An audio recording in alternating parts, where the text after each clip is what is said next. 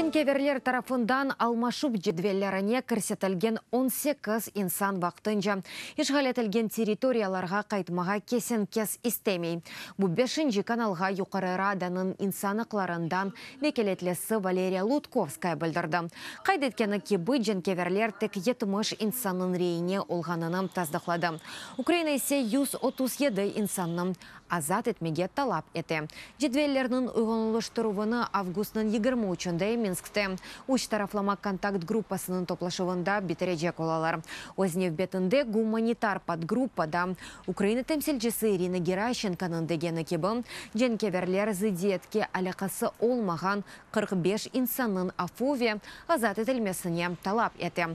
Олардың арасында шу жүмледен Сабах Беркут хадимлері, көк юзіне атеш ачқанлар ве Одесса ве Харьков де терактларының азырланғанлар.